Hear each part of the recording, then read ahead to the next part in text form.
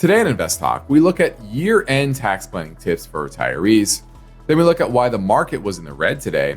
We also answer questions about Occidental Petroleum, Cintas, railroad stocks, and more. And at the end, I break down a new report about the impact of the presidential race outcome on the budget deficit. This is InvestTalk, independent thinking, shared success. Now, my main focus point today is about 5 critical year-end tax deadlines for retirees.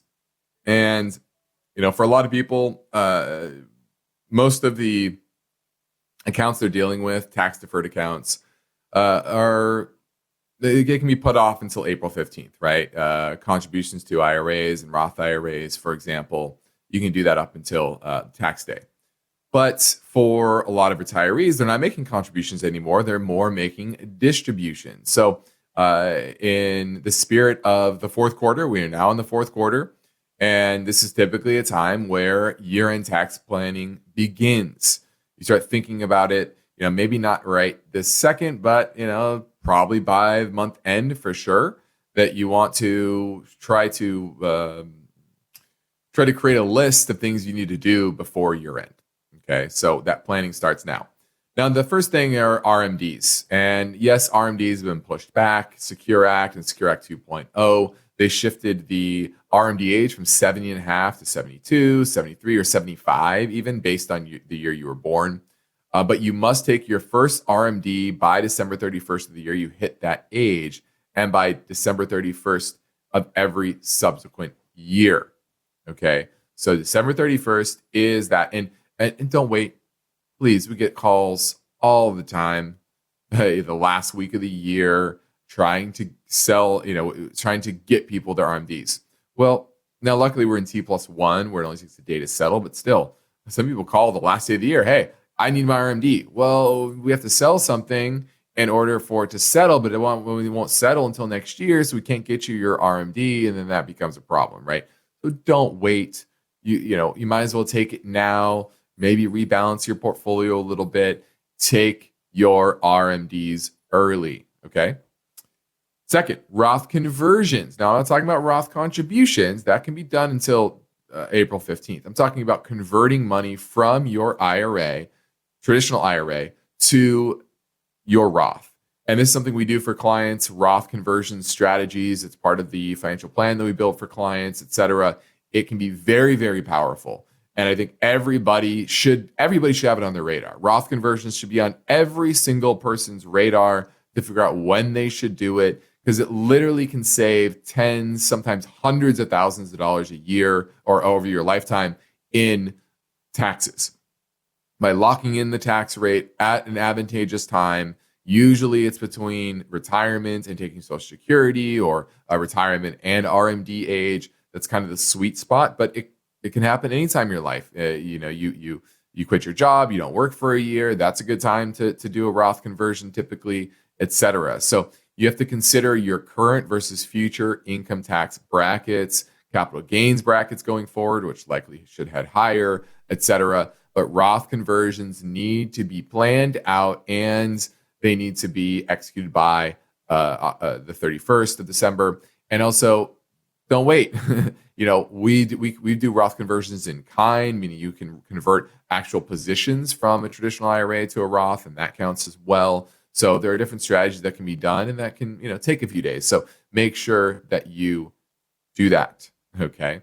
The third is realizing losses and gains for retirees, especially those that don't make any money, right? Haven't taken any Social Security income, don't have any income at all. If you're in the 10 or 12% income tax bracket, you pay zero capital gains. So if you're in a very low tax bracket, you need to actually try to go and find gains to take, long-term capital gains, because this is a golden opportunity for you to pay no tax on that. And if you're passing up that potential gain, well, you missed out on avoiding those taxes. Okay. And then charitable giving. If you're 70 and a half, you can realize a tax benefit by giving directly from your IRA. So that's big. And you can even give shares of appreciated stock to avoid capital gains in a taxable account. So charitable giving, and that's That's a strategy a lot of people like to use. And the deadline, once again, is still December 31st. Now, the last one is, and this one's big, is taking the IRA portion from any IRA. Okay, so when you have an RMD, it's about the value of all your IRAs at the end of the previous year, and there's a percentage of that based on your age that you must take. Okay, now if you have money in a 401k, let me back up. Now that amount you could take from any of your IRAs, right? You can have multiple IRAs. You can have 100 IRAs if you want. It's just about what is the total value of those IRAs, and you can take that distribution, the RMD, from any one of them, or a combination of them. Now, 401k is a bit different. When you have to take that money out, if you still have it in a 401k, that money has to come out of your 401k. If you have multiple 401ks, it's per 401k. So the easiest solution here, just roll it over into an IRA. Just do it. It doesn't really make much sense to keep it into a 401k in almost any circumstance. So just roll into an IRA, simplify your life. And remember, if you want to do charitable giving, you can do that. You cannot do that from a 401k either. So you can do it from an IRA, but you can't do that from a 401k to satisfy your RMD. So another reason to roll it over into an IRA. The newest InvestTalk Wealth webinar is happening online and free in just a few days. The InvestTalk Wealth webinar will focus on effective strategies for managing your 401k and enhancing your retirement savings. Go to investtalk.com and sign up for our upcoming Wealth webinar, October 8th. It's free to attend, but you must pre-register. And please tell your friends. We had a negative day in markets overall. Large cap growth kind of did the worst. Let's see what some of the most active names did. NVIDIA was up about 2.25%. Supermicro did well, up about 15% there. But you had Tesla down nearly 4%. And what else was down big? Yeah, some of the gold names were down. So you did have gold a bit weak, but overall, the market's been overbought. I've said this for a while. I said once you get past the election, I think you get a light volume positive float into your end. Between now and the election, I still think there's potential for some modest volatility, but overall, nothing to get up in arms about because liquidity is generally positive. But the fact that the dollar has strengthened a little bit, rates have gone up a little bit recently. There are some things that should naturally throw a little bit more volatility in the markets, but nothing, like I said, to get up in arms about. Hi, guys. My question is regarding when you calculate ratios for companies, do you usually use the GAAP or non-GAAP? Because, some of these numbers vary so much.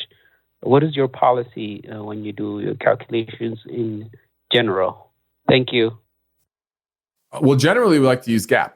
That's because you want to understand every company on even footing. When it's non-GAAP, it's okay. What does that mean? What is, the GAAP is a standard, generally accepted accounting practices. That's what GAAP means. And so when you have an earnings number that is GAAP compliant, you know what that means. Non-GAAP is basically a made up number, right? It's excluding this, it's adding back this, and and making excuses for why it's different than others.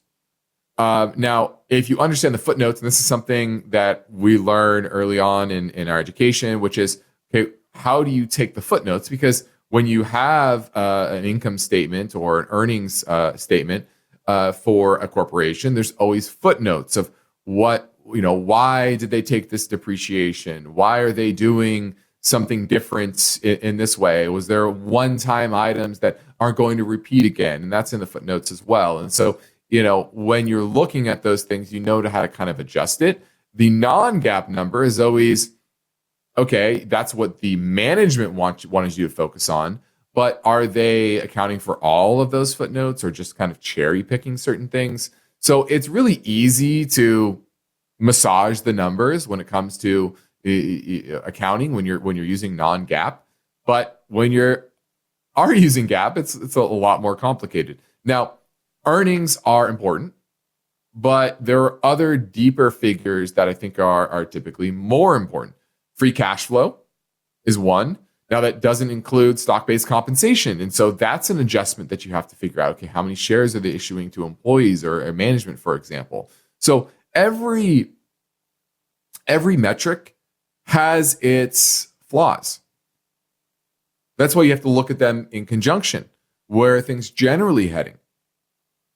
And you need to know what flaws each number has, right? For example, in a book value, right? If you're looking at book value of a corporation, well, they could have a depreciated building that they've depreciated for tax purposes, but in reality, the value of that building is a lot higher. So, their true book value, liquidation value is a lot higher.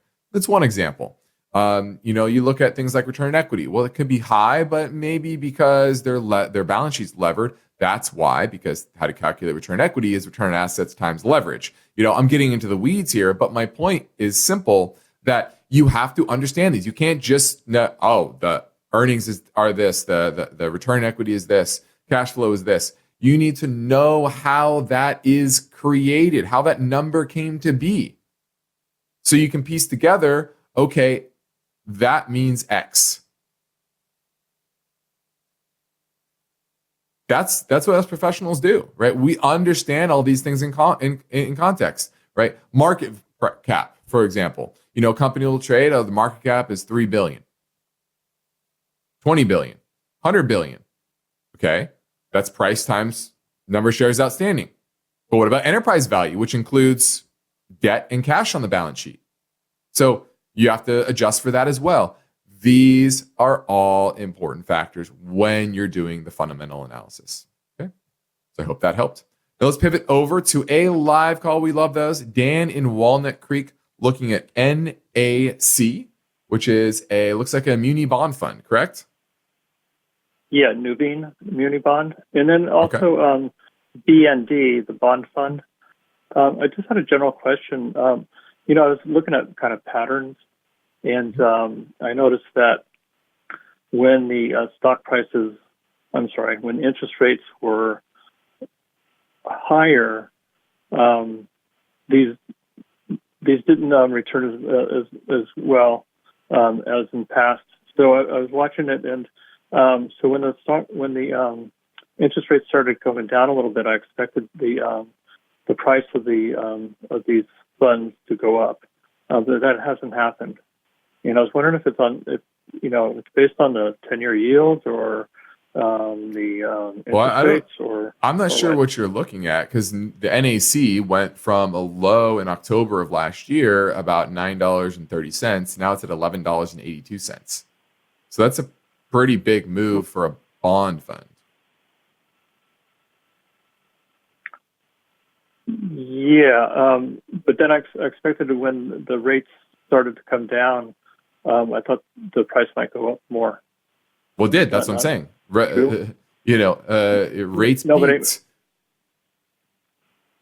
Rates peaked in the fall of last year. Right. So that's when the bottom in these funds happened, and that's when you had the rally in them, because the 10-year went from a high of, let's see, what were we at? Actually, let me zoom out here to a weekly chart. Excuse me. Yeah. So in October of last year, the 10-year peaked at, call it, right around 5%, and then it fell recently to 3.6. So in that time when rates peaked, then the BND rallied from 68 all the way to a high recently of 75. Now it's down to 74-ish. But yeah, they certainly rallied on lower bond yields. Right. So with this, the recent cut in rate by the Fed of the 50 basis points, I kind of expected these to go up a little bit more, but they haven't. Well, that's just because the market, remember, and I say this all the time, markets see ahead. Remember, markets are pricing this in. They've been expecting this. They're expecting, 3 more cuts in the next 3 meetings, right? At 25 basis points each. That is now priced in the markets. So if something different happens from that, then the market will adjust. And what's happening now is the market was pricing in a very aggressive Fed easing cycle. And you just had a jobs number that was pretty good. You have economic data that continues to do fairly well. Banks continue to lend. So it's probably likely that the economy is going to surprise to the upside. And therefore, the adjustment markets are going to start to adjust their expectations for rate cuts. And that's what's happening now. And that's why you've seen the 10-year go from a low of 3.6 recently. Now we're up above 4%, 4.02 at the close today. So once again, the market prices this in. Buy the rumor, sell the news. That's the market's always like that. It's been like that for decades and decades and decades. It will never not be like that. So when you see the Fed cutting rates, that absolutely means nothing. It's what did the Fed do compared to the market expectations? And what is the Fed prognosticating about their moves compared to the market expectations? And when those market expectations move, the price of the assets will move, like the bonds, for example. And so this is why I said last week, and I think I even said it the week before, I said, I think most of the move in bonds and bond funds, they're behind us. Because I don't think the Fed is going to be as aggressive as the market has priced in. And almost immediately from what I said that, rates started to rise.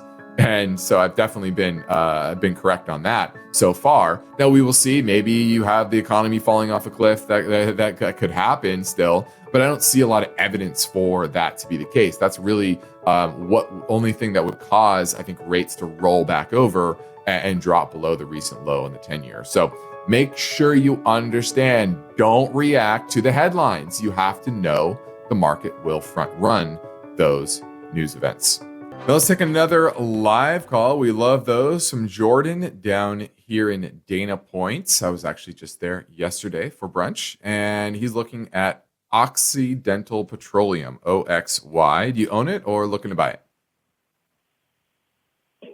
Yeah, I own it.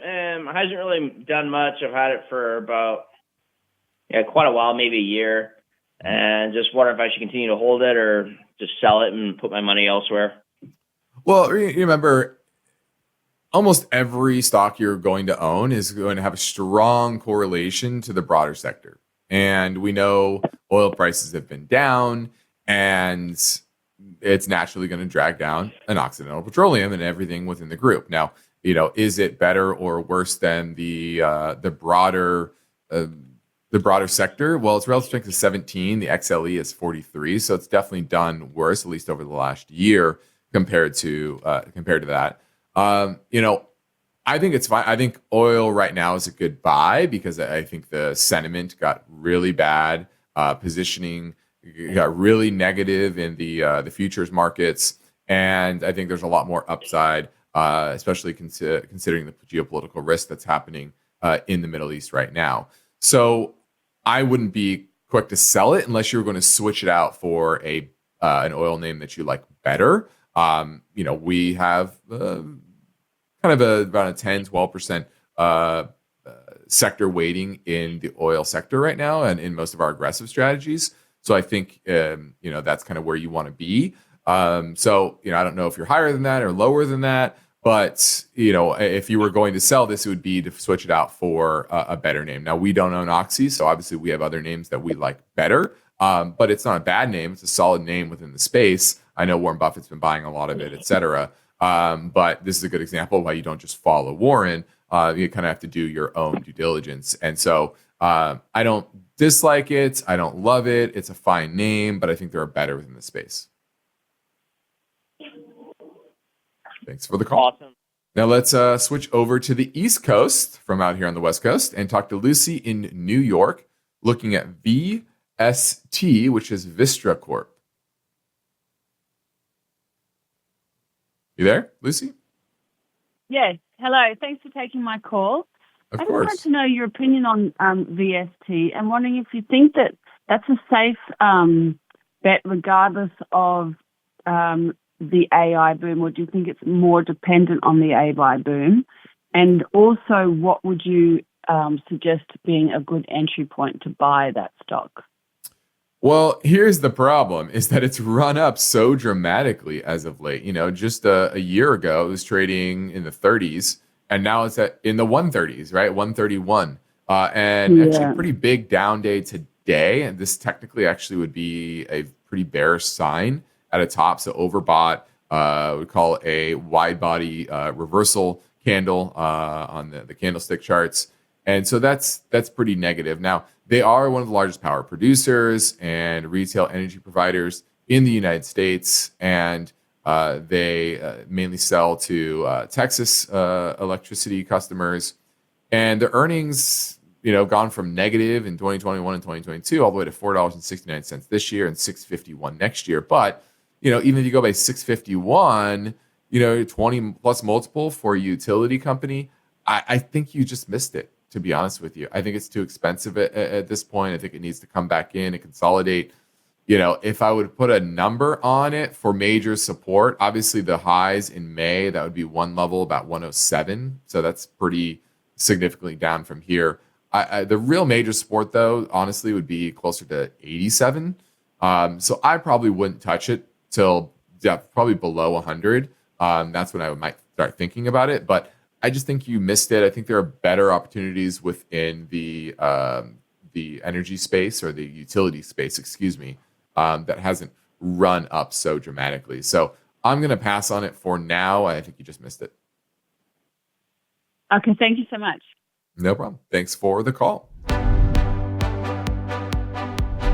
Today I had a question on railroad stocks.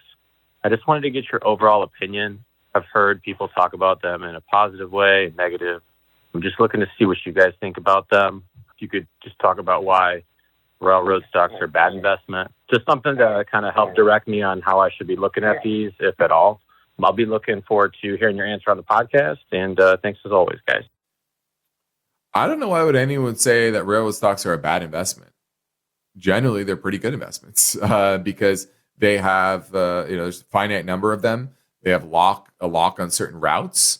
And as long as they're moving goods, they're making money and they can, extract pretty good profit out of that because it's typically a lot cheaper, a lot more efficient to move goods by rail long distances than by truck or plane, for example. And so railroads tend to be very, very good businesses. Now, if the economy weakens, yes, things can go sideways with railroad earnings in the short term. But over the long term, and I'll just highlight like a Union Pacific, that's kind of the largest one, especially in the West Coast, $144 billion market cap. Generally, over time, earnings go up. Now, these aren't fast-growing companies. They're not exciting companies. Earnings growth is 7% this year. Last quarter, revenue was up 1%. Earnings were up 7%. Estimates for this quarter or third quarter, revenues up 3%, earnings up 11%. So these aren't gangbuster, exciting businesses, except when you look at profitability. Union Pacific's return on equity has always been kind of mid-teens. Now it's all the way up to the 43% range. So, they've been able to slowly raise their profitability over time and their cash flow. They buy back shares. They've been buying back shares, 1 billion shares outstanding in 2007. Now they're down to 609 million shares outstanding. So consistently using their free cash flow to buy back shares. I'm not saying Union Pacific you go out and buy. I'm just using that as an example. This is one of the biggest, well-run. Warren Buffett, Berkshire owns, Burlington Northern, I believe is what they bought. So, obviously he sees that as a good, consistent business. They aren't exciting businesses. They're kind of boring businesses, but definitely not bad businesses. I would say if you're talking about bad businesses, I think of airlines. Airlines are terrible businesses. Those are things you want to avoid. Railroads are not businesses you want to avoid. Certainly should be on your radar and can be good long-term holds. Okay. Now, I hope you've been telling your friends about the InvestTalk podcast being available in video form over on our YouTube channel, and we get questions submitted over in the comments section. So let's get to one of those now. John, let's see, 14235 says, I've been looking at Cintas since the split. What is a good price to get in? CTAS is the symbol. And this is an interesting one because it is a great business.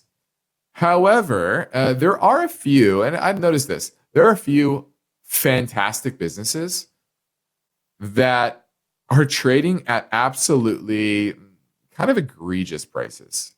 And not exciting businesses, right? Cintas is it makes uniforms. It's the largest producer of one-stop shop for renting and selling uniforms, ancillary product services.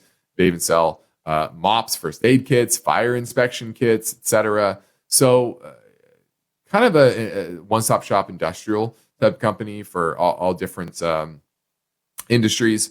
The $82 billion market cap, $85 billion enterprise value, so only minimal amount of debt here. But if you look at the multiples it's trading at, enterprise value to EBITDA 33. Oh,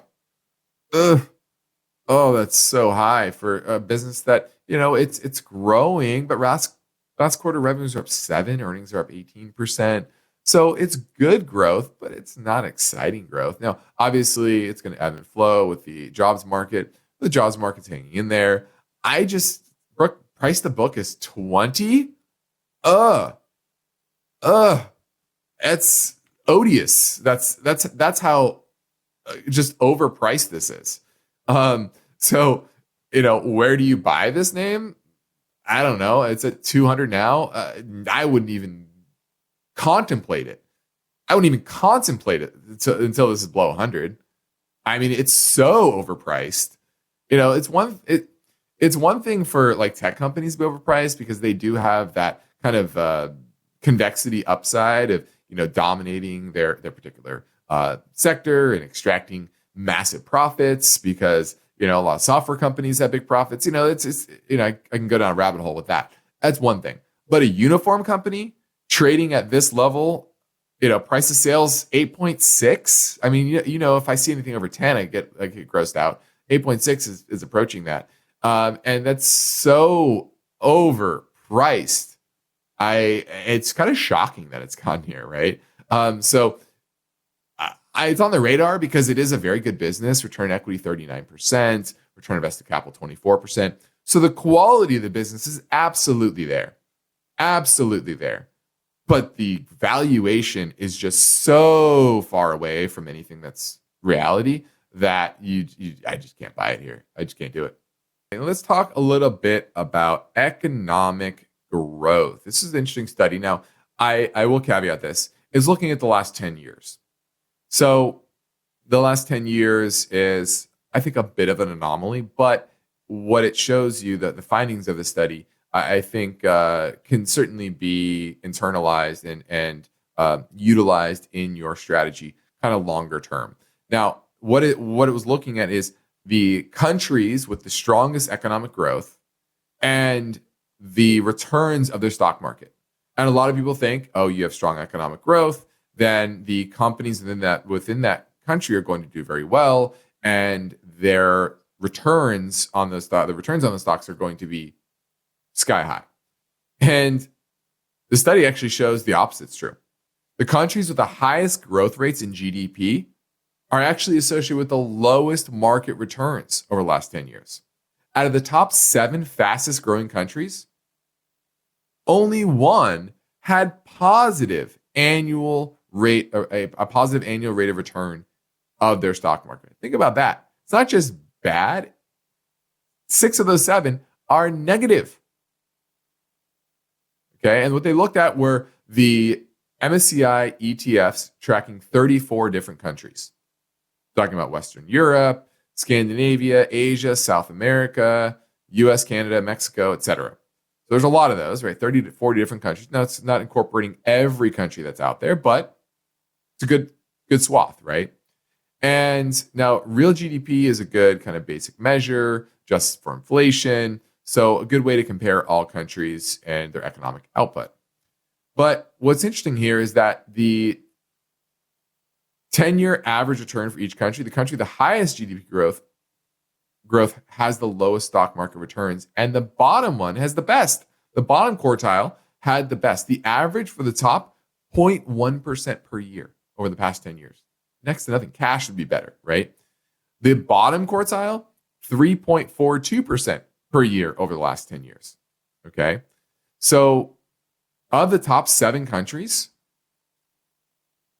talking about China, Philippines, Vietnam, Turkey, Indonesia, Malaysia, only in India had positive returns over that time period and had the high growth rate. Now, there's a couple reasons for this. Number one is 10 years ago, markets expected those economies to perform better than they truly have, like China, for example. And so when you have, this kind of can be spread to, your thought process around growth companies that are out there, right? What type of growth is priced into these names? If they disappoint, suddenly the price of those markets come down or price of those stocks come down. And that's been a big reason as well. You also have weaker currencies that drove a lot of that economic growth to be more competitive. And so that's an issue. If you hedge the currency out, it looks a lot different. So really, this is a currency play. And basically, a lot of those foreign currencies have depreciated against the dollar. So that's a big explanation here. Now let's tackle another question from the comment section in our YouTube channel. The Real Muskie says, I have a question about an energy stock. It's Helix Energy Solutions, HLX. Is this a good company at a good price right now? Now, looking at HLX, this is more of an oil service company than a straight up E&P name. It's an offshore energy service company, provides specialty services to the offshore industry with an emphasis on well intervention and robotic operations. So clearly in demand and needed for this space. But the problem is that they've never been that profitable outside, basically since the financial crisis. They've been vacillating between profitability and losing money ever since. And that's my issue. I want companies that are consistently profitable. Yeah, they're returning to profitability this year and supposed to make 78 cents next year. And that looks relatively cheap, but go look at zoom out on a weekly chart. It's in a long-term downtrend. It's not a name that gets me excited, to be honest with you. I think there are much, much better opportunities out there, especially in the oil services space and just the oil industry in general. So, I don't necessarily it's bad for right now because I think oil prices will go up, but I think you have much better opportunities out there. So I'm passing on HLX. Now, lastly, let's talk a bit about a report coming from the Committee for a Responsible Federal Budget, the CRFB. It's a nonpartisan group that favors lower deficits. And what they analyzed was former President Trump and Vice President Kamala Harris's plan for the economy. And what's interesting here is that Trump's combination of tax cuts, tariff increases, military expansion, and mass deportation would likely widen the budget by $7.5 trillion over the next decade. And now Harris's plan will also widen the deficit by about $3.5 trillion. And a lot of, she's spending money on social policies, middle-class tax cuts, but she wants to increase taxes on corporations and higher income individuals. Now, this is on top of the $22 trillion in expected budget deficit increases over the next decade that's already projected. So this is making a problem. Both of them are making the problem worse. It's just in different magnitudes. Now, both candidates have focused a lot on spending cuts, or have not, focused a lot on spending cuts or tax increases. Instead, both of them gone the other way. We're in a populist environment, and both candidates are speaking in populist undertones. Okay, and now both plans would grow the deficit faster than the economy. That's obviously not a good thing. And so neither are moving in the direction to stabilize things. Okay. Now, Trump's calling for an extension of the tax cuts that expire next year and elimination on tax on tips, Social Security benefits, and overtime pay. So big tax cuts there for kind of the low and middle class. So that would obviously help that part of the income spectrum. And he wants to restore the deduction for state and local taxes. However, that will help the wealthier right? Because those that have more money pay more taxes at the state. This would help especially those high tax states and those that live there. So places like California, New York, et cetera. And the tariffs and energy policy, it's not going to make up the difference here. Okay. Now, Vice President Harris, she also has similar policies, but obviously wants to raise the taxes on the highest income earners. Now, one thing to understand here, though, these are general projections. Neither are going to be spot on, no matter who's elected. But, and a lot of this is the campaign plans, often more vague, right, than the actual eventual legislation that goes on the books. So there's a lot of TBD here. And there are wide ranges here. Trump's deficit could be as low as 1.545 trillion, as high as 15 trillion, whereas Harris's could be as low as break even and as high as 8.1. So still, a lot of variability there, but clearly the Trump plan is worse for the budget. Okay. Now we're heading in, I guess that does it for today's show. I'm Justin Klein.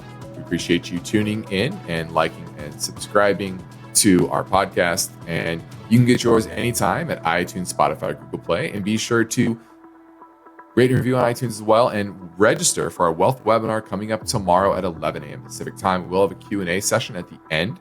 So make sure to stay tuned for that. Ask your questions, and we will dig deeper on whatever is on your mind. But you must pre-register at investtalk.com. So please do that right now. Independent thinking, shared success. This is InvestTalk. Good night.